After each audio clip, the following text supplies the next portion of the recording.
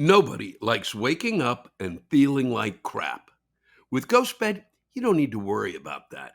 At Ghostbed, you'll find made in the USA mattresses with premium materials and backed by 20 to 25-year warranties. Plus, take 101 nights to break it in with their sleep trial. Listeners can get 40% off all products site-wide. You can get 40% off mattresses, adjustable bases, and bedding accessories. Or get 50% off when you bundle a mattress with an adjustable base. Use promo code Lewis at ghostbed.com/Lewis for 40% off site-wide. Limited time only. This could all go horribly wrong at any minute. Hello, everyone, and welcome to the 133rd edition of Lewis Black's Rantcast entitled, Hey, Russia, what's up? And truly, what is up, guys? What's going on? What are we doing? What is happening there? Can you try to give us some information from your end of things? Because I wake up yesterday, and apparently Prigozhin, the kind of a mad dog leading marauders, criminals, and all sorts. Being actually the major force in military wise for the Russians in the Ukraine. He says he doesn't think the war makes any sense at all. Turns around and is going into Russia and takes a city there, but without a shot being fired. Marches on from there, 125 miles outside of Moscow, and calls it a day. Meanwhile, Putin is, foaming at the mouth, and apparently is a little stranger than he's ever been, and seems to be a little rattled. He calls him a traitor, and he will be dealt with, and that's just the way it is. And all of a sudden, I'm sitting there thinking yesterday morning as I sit there drinking my coffee, going, wow, maybe I did get out of Europe in the nick of time, because God knows what's going to happen if Russia implodes. I certainly don't know, even though the whole family's from there. I have no idea. And wondering, what the hell is going on? And today, oh no, it's okay, because Belarus has stepped in, and they are going to basically take him in, and he will not be. There will be no punishment for him and his the Wagner group, which is what the group seems to be called. But he says he's got no connection to the Wagner. The rest of it, I don't really. But what Putin said is he will use. He will not punish the troops, that they can, if they come and join up with the regular Russian army, and that's the score right now. We really don't know. It appears, from whatever we're seeing from this end, that something may be up there, and it certainly seems to be the most, of the biggest kind of a close to a shakeup in terms of what is going to go on in Russia. And he got close. I certainly did. I made it to Czech, the Czech Republic. I forgot. I said Czechoslovakia last week, and that was stupid. I made it to Prague, and I thought, by God, I can get out of here, and I can continue to march and make my way to Moscow, and I could punch that Putin right in the snout, which is what he deserves. I mean, it's just stunning to me to imagine that nobody stops him but this guy who was literally, they consider him to be kind of this Prigozhin. They consider him to be kind of a warlord, a mafia don type. Was a chef. He's Putin's chef, for crying out loud. I mean, it's like if Bourdain became a mercenary. It's insane. He's Putin's chef, then becomes the head of the, becomes this, I was in jail before that for a number of years. Apparently a hardened criminal. So who knows? Who knows what's going to happen there? I certainly don't. And I certainly think it's just strange that he's the one that was, you got NATO, you got everybody else. He's the one. He's 125 miles away from him. Okay, and they're not going to give the enough weaponry to the Ukraine. And this guy got a hike up just well. Maybe the Ukrainians couldn't have gotten in further because they don't have the they're considered by they've been the propaganda machine in Russia has been pumping out this that you know the Ukraine is the enemy, and so it may not have worked, but by God, it's still stunning that this is the guy who gets there the closest. But fuck it, let's move on. Um, I want to just give you a little idea of what my trip was like, and and it was London was just uh, uh, much nicer than I've had a better time there than I've ever had. And it's just you see the Westminster Abbey. I go to the Buckingham Palace. You look in. I mean, it's a whole world that's insane. The Buckingham Palace and the whole thing that goes on there. But there, as I've said before, it's history, and there is something about that. Um, that gives people a certain sense of comfort. Obviously, they're still big on the monarchy, and certainly we were here when we were. Everybody was, people couldn't get over it. Oh boy, here he comes! Okay.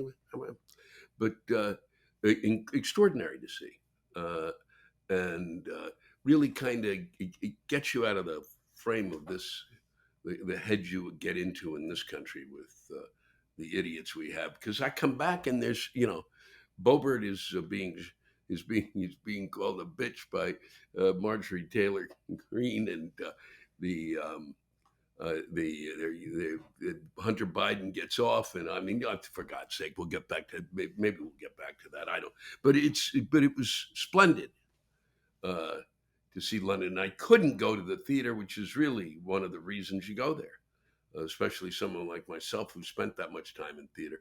But I was having I had some hearing issues because of an ear infection. And I don't mean to share all that much, but there were some great shows to see, and I didn't get a chance.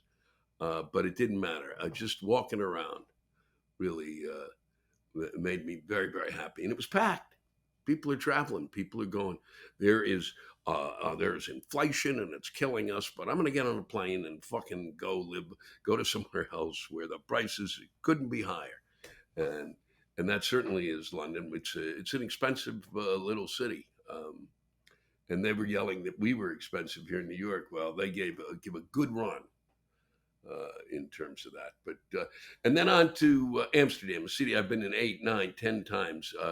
A city that I just say go to. Just go there. Just go there.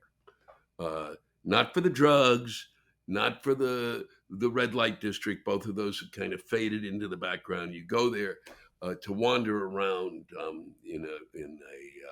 in literally the 16th century, which is what a chunk of wandering through around those canals is, and get on a tour even and just wander through the canals. It is just building after building after stunning building that they've kept in remarkable shape, and they're doing some more building there, and it's buildings going up everywhere. I was lucky I'd worked there for 9 years. I was one of the first comics. I think we were the first American comics to work there. If we weren't, we were the first in a long time, and it was Laura Keitlinger, myself, Warren Hutchison, and the late great Rick Avilas, and we did shows there. We came back and did shows again. I ended up teaching there, even though I didn't speak the language, not even close, didn't understand it. I had two very, very smart young women working with me at the time that I've kept in contact with for years and have seen over that time period. And they were just great in terms of helping me. They had a real understanding of what was funny. Diverka and Boebert, and it was a real opportunity for us to hang out. And we spent a lot of time together, just wandering the streets and talking and catching up, and that was great. I've known them for 25 years. So they took me to the Strat, STRAAT, which is an extraordinary art gallery in a section that I had never been to. You kind of cross over on this ferry or boat, and really an amazing, massive uh, fucking museum devoted to street and art and graffiti. And it was there were artists from all over the world, massive paintings, massive. And I would have to say, the most energized I've felt in a museum, in an art museum. A lot of the times, and I have to say this, I come out um, and of an art museum, and I'm whipped a lot of the times. I just but this one, no, not even close. Unbelievable. I mean, and we are talking massive painting, and then on top of another massive painting on top of that, and then massive paintings to your right and the left, and all of them. 90% of them I was kind of dumbstruck uh, by the size and what was on the canvases, and it was all sorts of subjects and all sorts of designs. And would have loved for my dad to see this, because it was a lot of his work. Really was. It turns out it was meant to be on larger buildings, as his art teacher told me at one time, that my father was painting on a bigger canvas, and these would have been just great to wander through that with him. I think he would have been delighted. I certainly was, and we I spent time with them in there's a these little areas there that in and around Amsterdam that I know of, that are kind of garden plots. Bigger than that, was small. We have that small house thing now, or whatever they call it, miniature houses. And Deverka had one, her and her family, and it's a beautiful little place. And it's really like a tiny one bedroom, and it's on this small plot of land, and it allows people to get out of the city and commune with nature, if you will. And of course, it's a community that they've got. It's like a co-op, so there's a number of people who will drive you nuts there, but it really is. It was, I mean, just beautiful and a delight to wander through. The whole time there was just great. And when you go there, you go to the Rijksmuseum, you go to the Van Gogh Museum.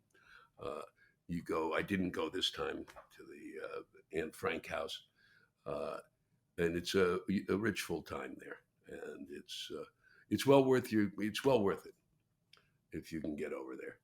Followed by on my way to Berlin. Yes, back to Berlin. I'd been there when I was younger. I talked about that last week, and I was looking forward to going back again. Took an extraordinary little ride there in a boat that it was really quite nice. And it was kind of almost a private thing that was just a few of us on it, and we went through the canal and the canal or the river. I'm not sure.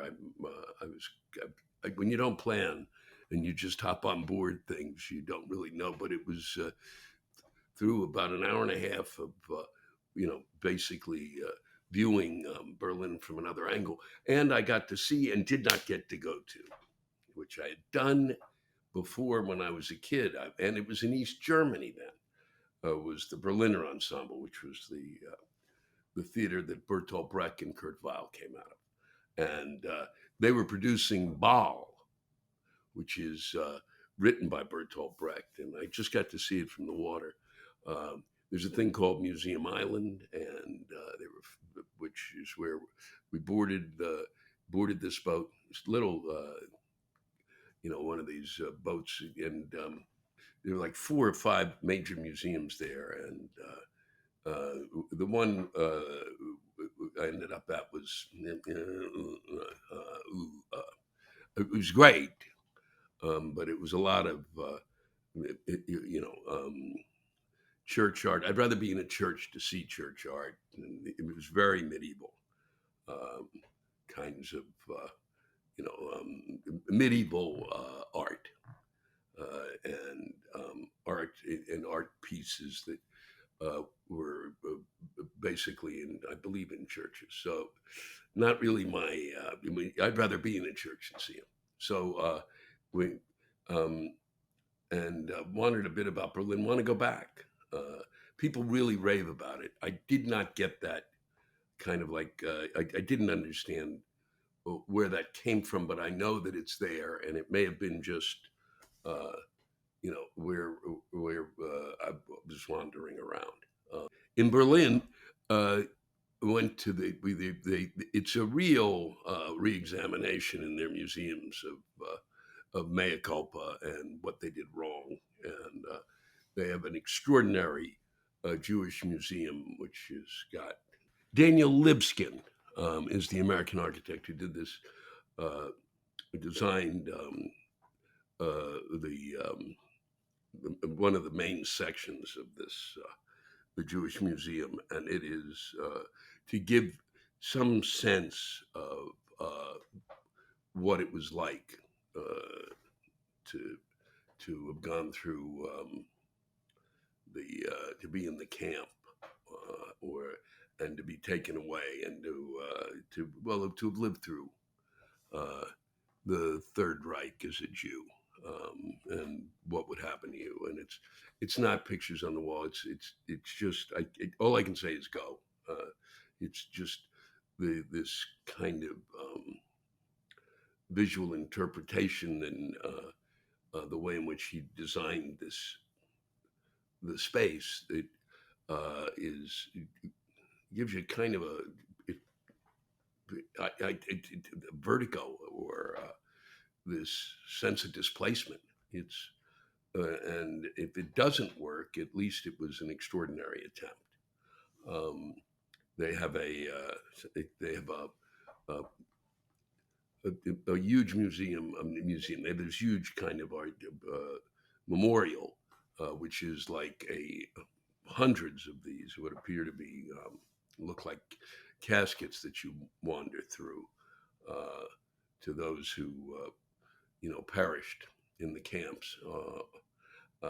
There's a museum of terror where they recount their horrors. It's really a mea culpa time in terms of they're not afraid to say this is never again, and a lot of what they have in terms of their museums or the museums, of course, I visited.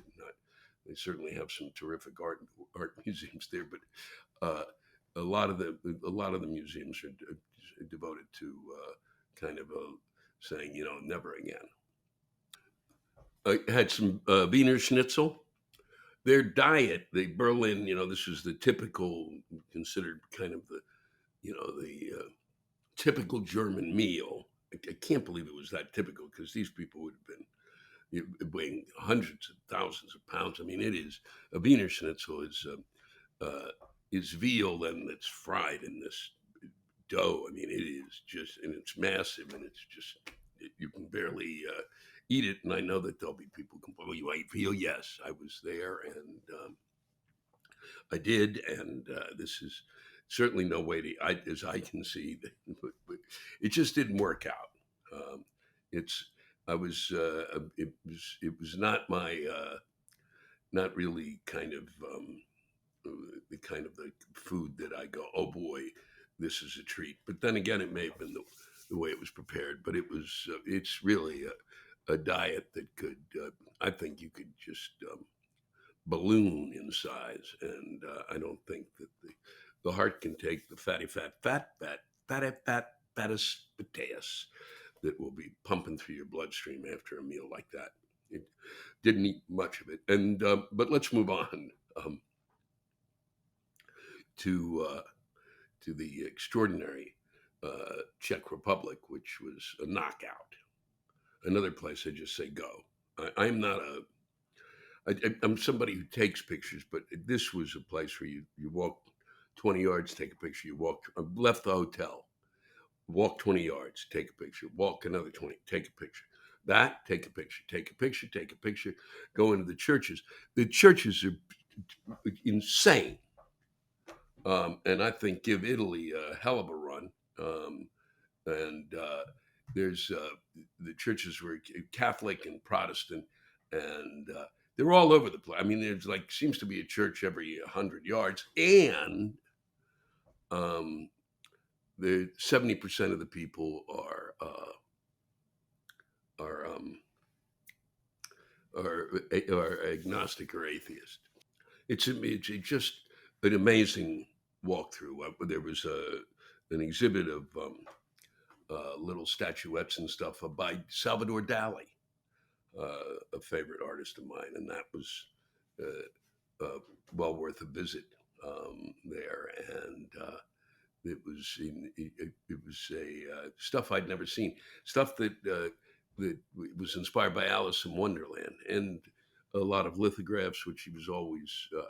I just loved his ability to present three dimensions. I've always wondered why he has never been seen historically, given a better, you know, given a. I don't know why he has not been, gotten more of a kind of a nod to the kind of work that he did.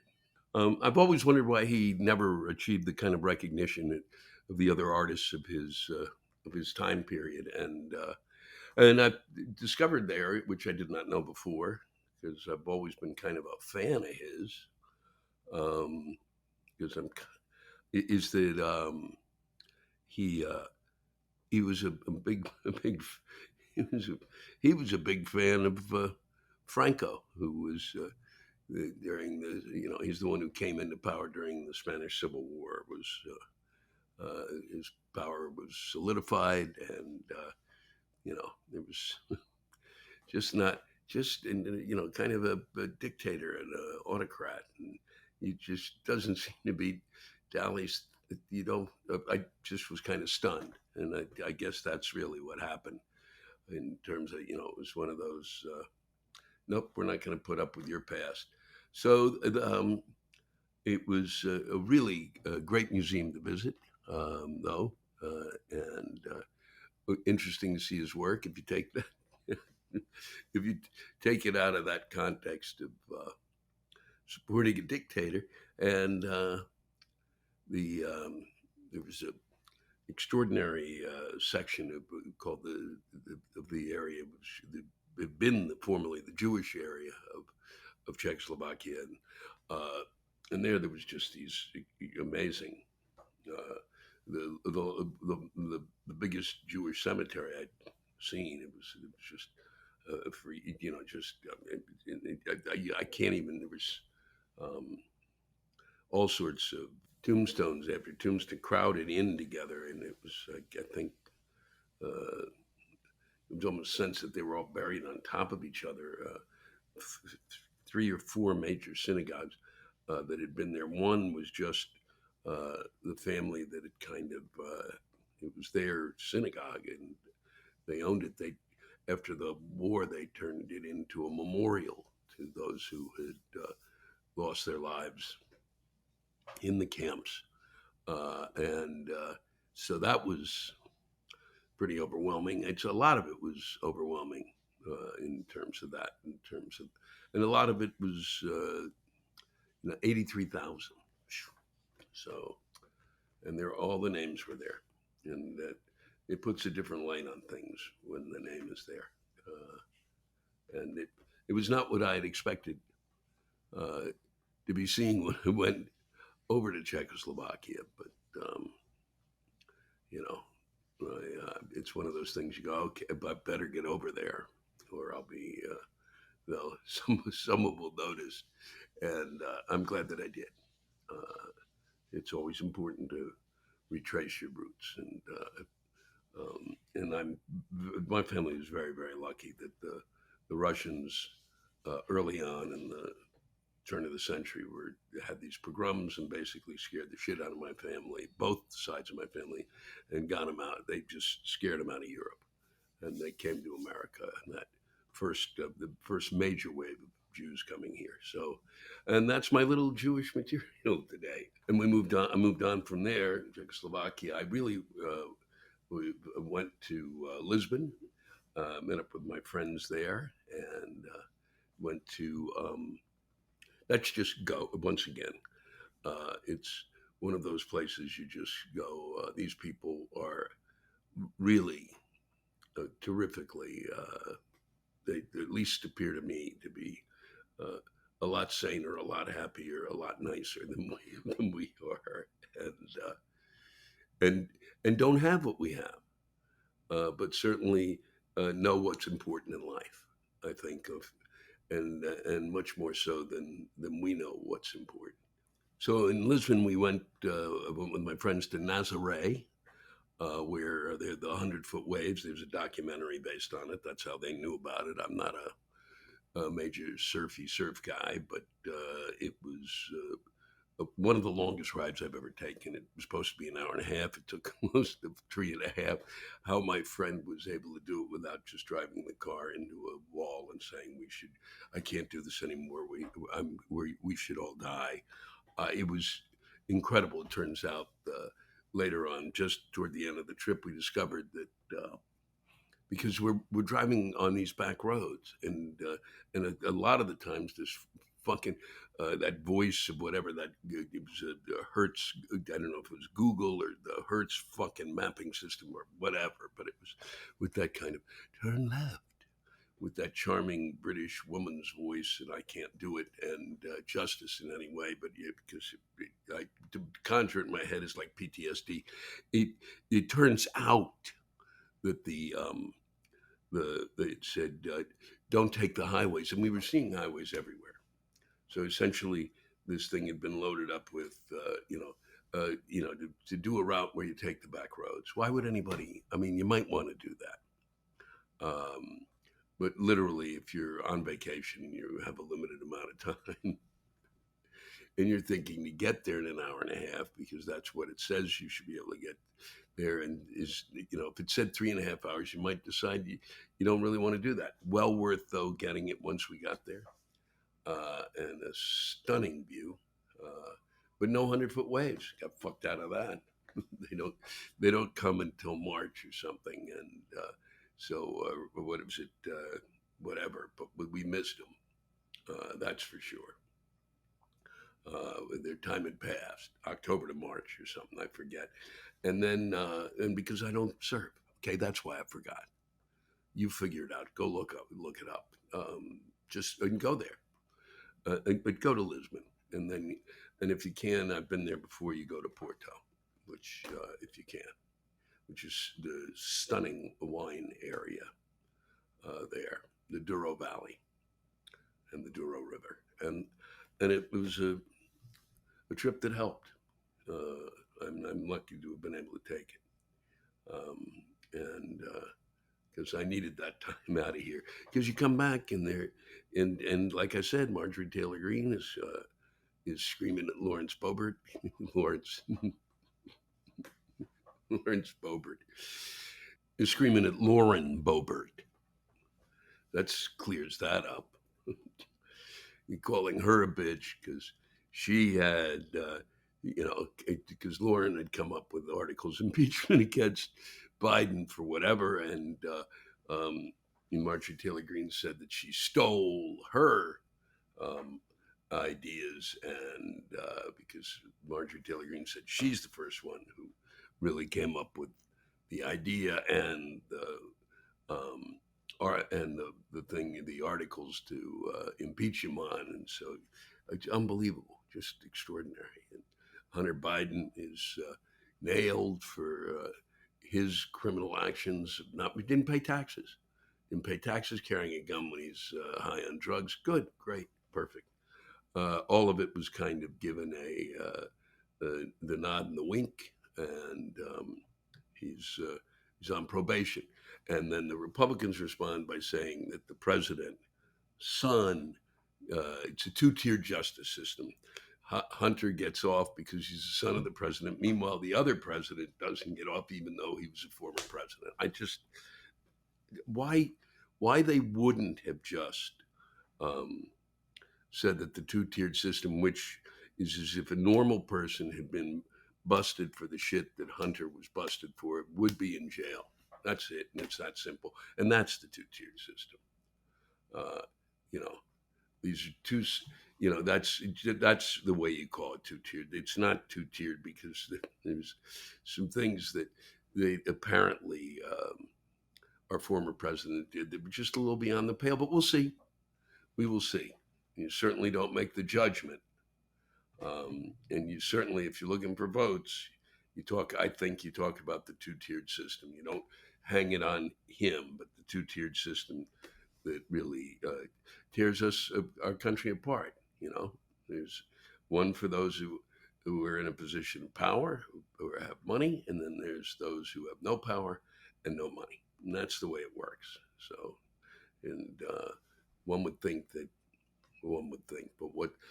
you come back and it forces you to think, and you start to lose your grip, and you end up talking about this shit, and the little that goes around the track in your head 100 times, and you get no further with it because you're just kind of stunned that this is the way in which we lead our lives here, and that's it.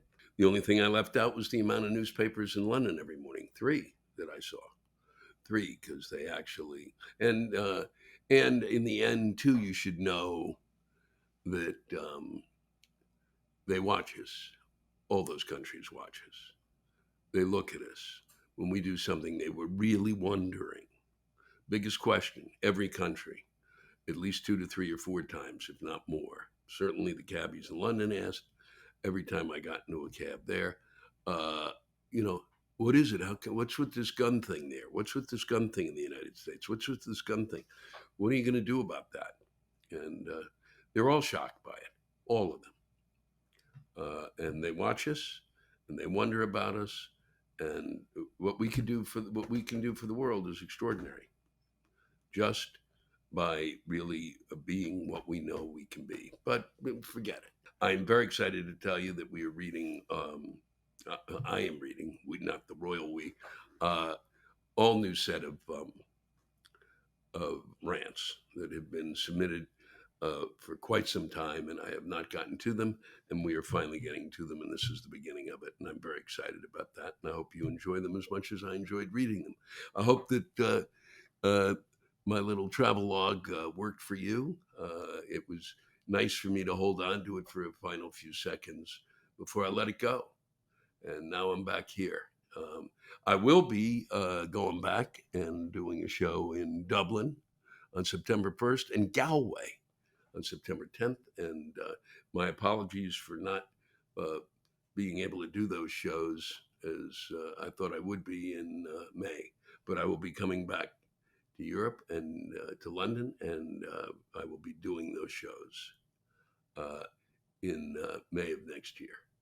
So if I was remiss in any way for making you, for not apologizing and you didn't hear it, I'm doing it again. I don't know, I'm putting it out there, and I deeply appreciate those of you who are holding on to those tickets, which I can see when I look at how things are going. And so that's it. It's a wrap up. Just a few things. Remember, there are 3 newspapers, 3 major newspapers in London that you wake up to. Our newspapers are leaving us behind, but the British still read, and not on a phone, which is kind of extraordinary.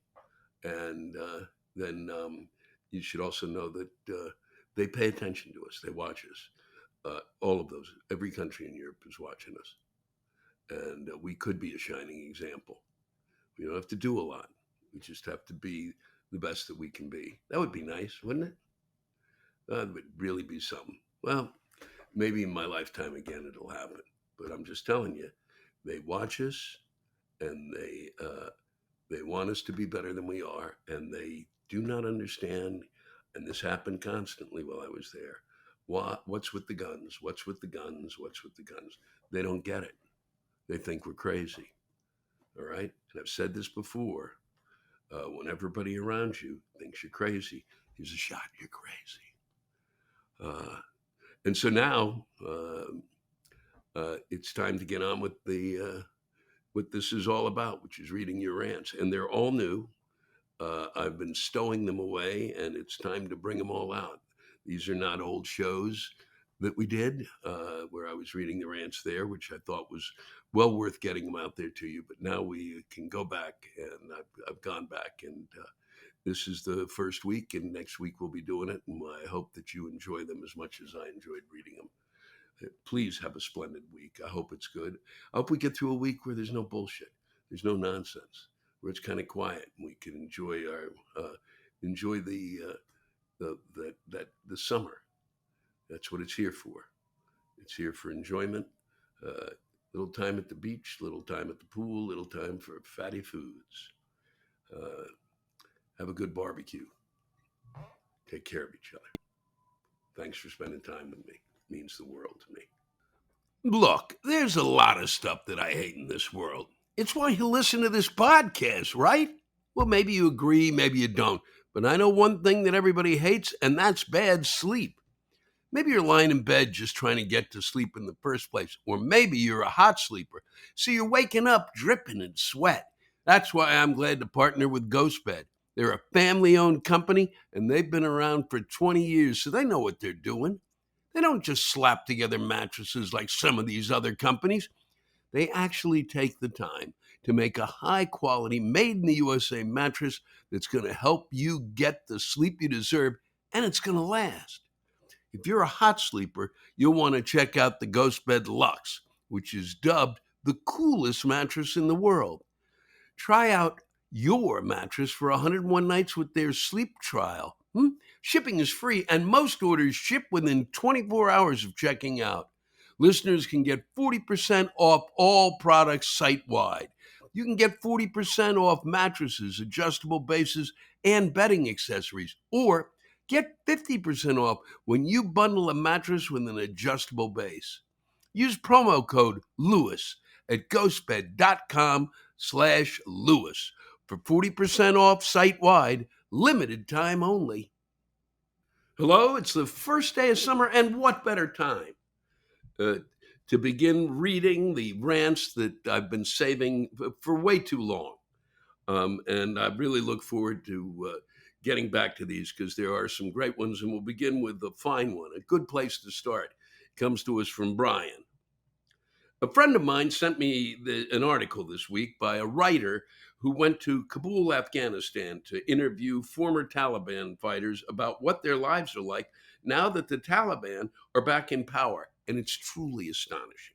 One complained about the amount of traffic he has to deal with driving to and from work, and he has to carry a gun with him at all times because of rising crime. Another said that he lives in Kabul but can't afford to bring his family there because the rent is too high.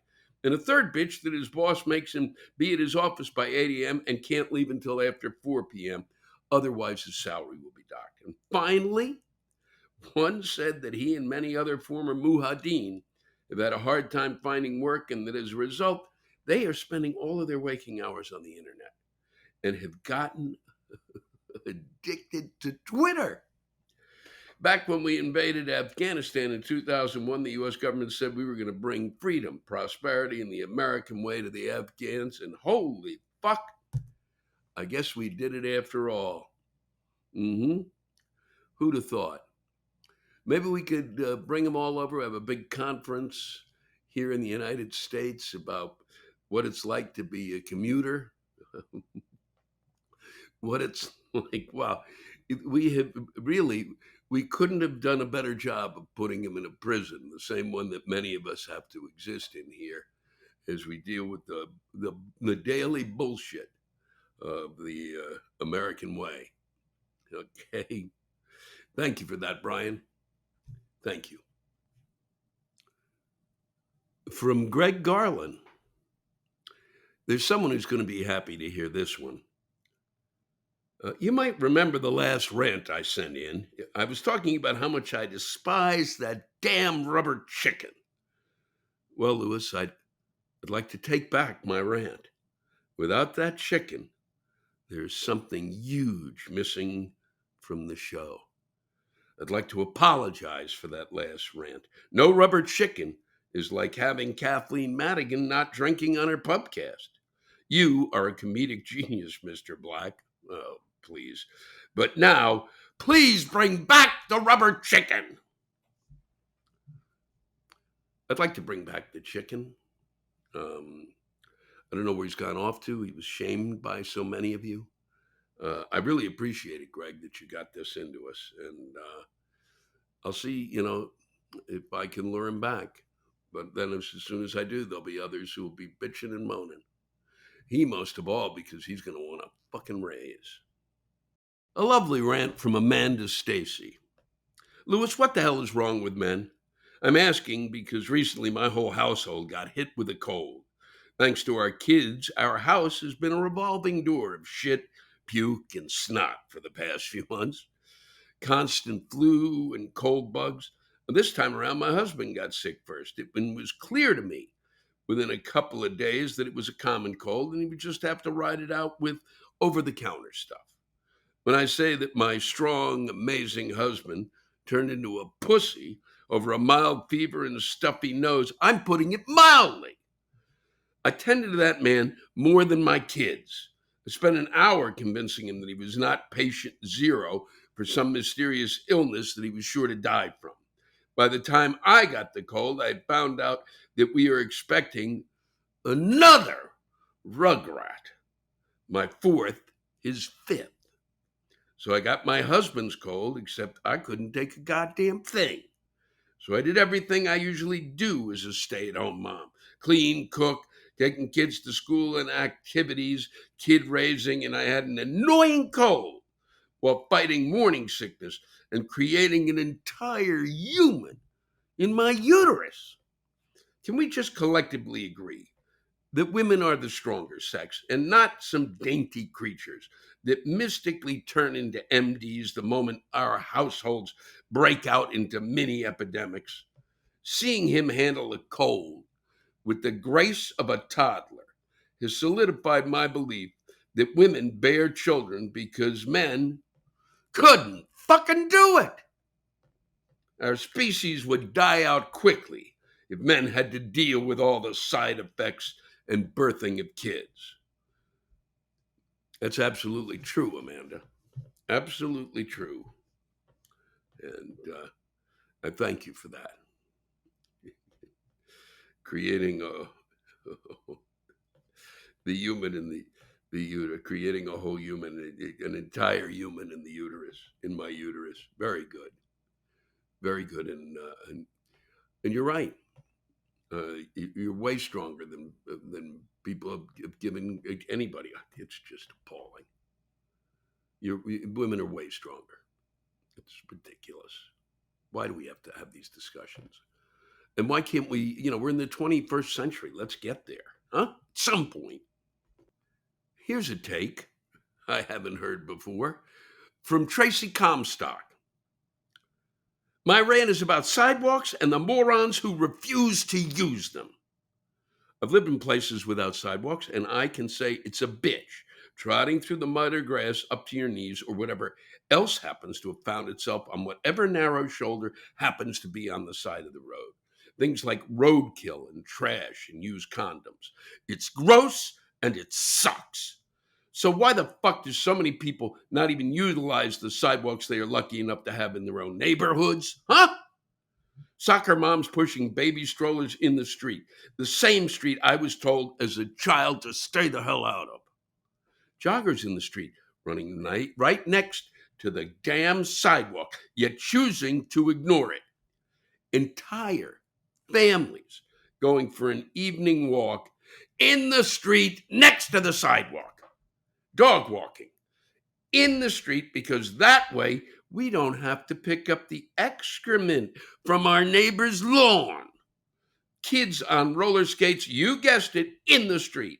Not on the nice safe sidewalk away from cars and the always present Amazon truck or van delivering new Lululemon yoga pants to the soccer moms so that they have something cute to wear while walking the kids in the street right next to the sidewalk.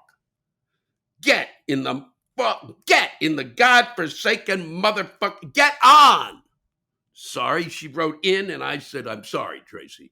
Get on the godforsaken motherfucking sidewalks, you fucking idiots, and be fucking happy you even have them in your tight ass town. Fuck. Thank you, Tracy. A lot of people not using the sidewalks. There's a tax dollar going to waste. This comes to us an old tale told again and again and again. Because it never grows old, because we never grow up. This is from Ginger, not Josh Miller. As a married woman, I'm pissed off beyond belief that I am seen as an extension of my husband. Every time I brought our car into the dealership, they would call my husband to tell him it was ready or what needed to be done. I made the appointments. I dropped it off and was the one picking it up. I gave them my number. Every fucking time they called him. This means I'm waiting for a call I never get. And then when I call them, they say, oh, we called your husband and left him a message. Are you shitting me? He's not the one waiting for a call to catch a ride from work to pick the son of a bitching car up. Go to get new tires? They stand at the counter calling his name, not mine. Even better, I've been told my reservations cannot be found when I give my name. Oh, but they find them when I give his name. I make the reservation under my name. I walk in and hand them the keys and give them my name.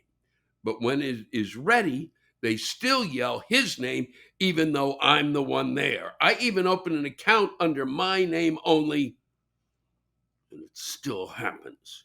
Makes my head want to explode. Fast forward, I bought a new car. Me. I bought the car in my name only. He is not on the loan. He is not on the title. As far as my car goes, he's not tied to it at all. And when I bought my car, he went to the service department and paid for a second key. He owns exactly one key to my car and is not tied to the purchase or ownership of my car. A few days later, they call him to ask how things are going with my car. Makes me want to get a divorce just so I can be a fucking individual, not an extension of the man I married. I hate being a woman in our society. Thanks very much, Ginger. And I get your message loud and clear. It's repeated every day. Every single fucking day. Thank you for that. Thank you for this lovely rant, Barbara Ireland. Oh, and thank you for inviting me to rant. My pleasure. I am 86 years old, which is bad enough, but I have a fucking computer and I'm on the internet. And when I finally got used to all the technical crap, some greedy asshole updated my software. Shit. You know what that means? They've changed just enough lines in their precious programs that it takes me 3 times as long to start this satanic invention. My brain is so full of data from 86 years of recording that my head could explode. I get so frustrated I'm tempted to take a sledgehammer to the damn thing. Then on July 4th, some slimy asshole in Timbuktu hacked my computer. They started sending requests for money to all my contacts on Facebook. People I know alerted me that people they know and whom I'd never heard of said I was asking for money for drugs. Jesus Christ. It has been 6 months since the rape of my computer, and I'm now dealing with PTSD. A little voice in my head says, you better not check your bank balance. That shit-brained Timbuktuian may have reinstalled the program that can capture every fucking keystroke you make. My emotions have been stressed to the limit. You know how to put a curse on the internet And Bill Gates? Huh? Maybe voodoo? Anything. I used to be able to rant to my daughter. In fact, she taught me how to rant since I was raised to say only edifying words. Well, she died a year ago. I could really rant about that, but not now. Thanks for listening. Shit damn fuck. My Facebook password. Barbara. I'm sorry for your loss, Barbara, but not sorry that you sent this in. Wow. Yes, sirree. It's a new world, Barbara. It's a new world. Barbara Island, thank you. From Norco Polo, please. That could be your name. For all I know, I shouldn't be so quick to dismiss it. But Norco is yelling about something, an oldie but a goodie. And it harkens back to all of the towns and villages that I went through reading these rants originally. And this was something everybody had a take on. And Norco has his own. I'm here to discuss an issue that seems to be of great import to the general public. That is the increase in the placement of traffic circles, or as some in my community probably call them, Satan's butthole. Well, personally, I'd fucking toss Satan's salad if that means we could get more traffic circles. I don't know what I enjoy more as a result of their implementation. The traffic finally flowing faster than urine through Mitch McConnell's desiccated urethra, or watching these fuckwits sitting at the entrance trying to figure out what to do, like a chimpanzee trying to start a car with a fucking limp French fry. It's painfully simple, or at least it fucking should be. If there's a car coming at you, don't fucking go. If there's not a car coming at you, fucking go. It's just that fucking simple. And if that's fucking complicated for your tattered brainstem, then stay off the fucking road. I've heard that in some communities, the local average IQ score is so fucking low that they've added traffic lights to a traffic circle. What? Not having to have traffic signals is the whole point. They should have. They should have just asked at the DMV, do you support traffic lights at the traffic circle? And if the person replied anything other than fuck no, that's fucking moronic, then that person's car should have been immediately impounded and their license tossed into the nearest industrial fucking shredder. And I'll never understand the level of vitriol these people have for a sideless shape with which to negotiate an intersection. Meanwhile, here I am ready to go eye to brown eye with Lucifer just to get a few more of these lovely buttholes scattered throughout my hometown. Wow, traffic lights to a traffic circle. That's worth reading the whole thing, Norco. And thanks. I hope you've gotten your wish. Traffic circles abounding. I was going to call it a day when I sat down and started looking at what I might be reading tomorrow, and stumbled into this fine piece of work from, and I will not pronounce this well, this is a Dutch name, Jeroen van Heester. I'm sorry for that. And I am going to read it the way he wrote it. And I think you will understand it, even if it is not, you'll see.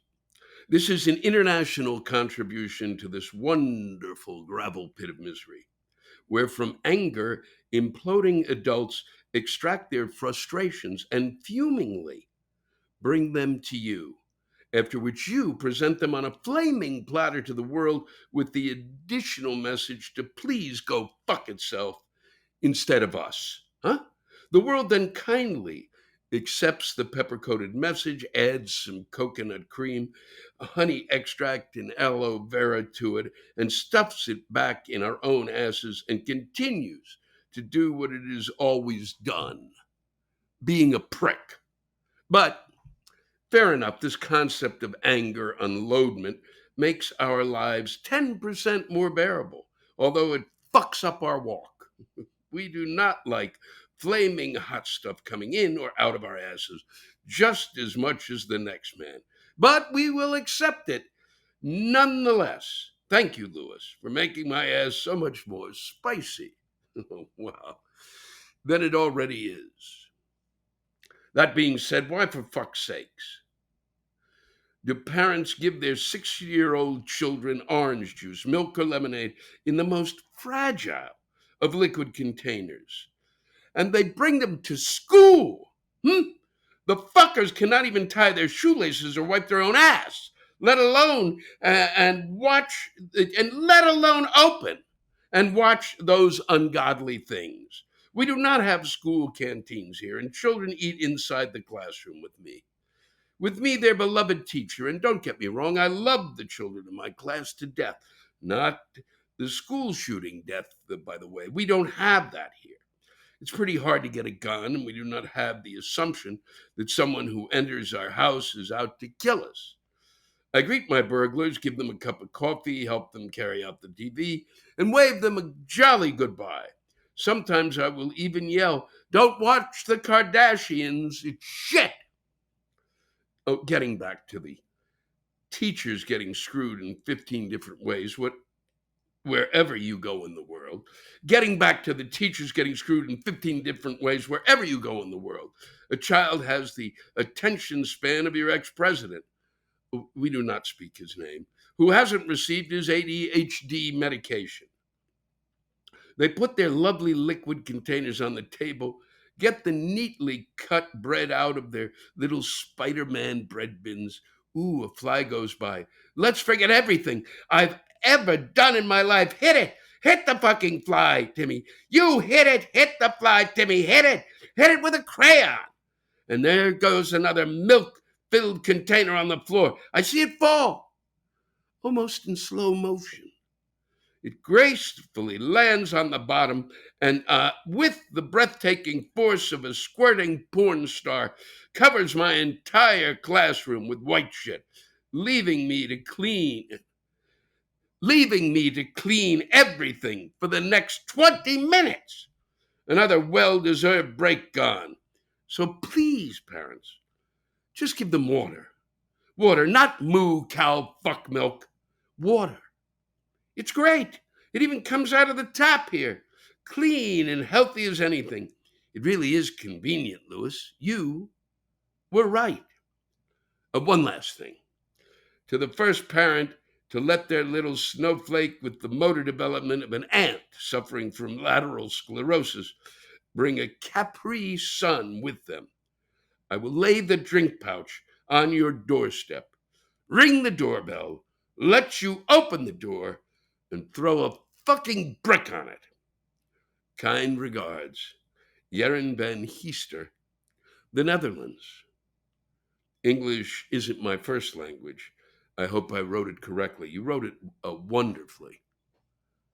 You just really did a wonderful job, and I can't thank you enough. And some of it is really extraordinary. That it's not easy. That was a lot of the choices you made, not easy choices. Thank you for that again.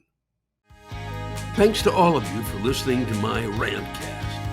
If you have a rant you want to get off your chest, send it in to me at lewisblack.com/live. You can think of it as therapy, or whatever you want to think of it as. Just let it rip. And I want to thank the true stars of our show, the ranters, and the splendid rants they gave us. Lewis Black's Rantcast was created and hosted by me. Lewis Black. Our live rant audio was produced by James Salter. Our theme song by Chris Lane. Executive producer, Ben Brewer. Executive producers, Matt Kleinschmidt and Robert Kelly for the Laugh Button Podcast.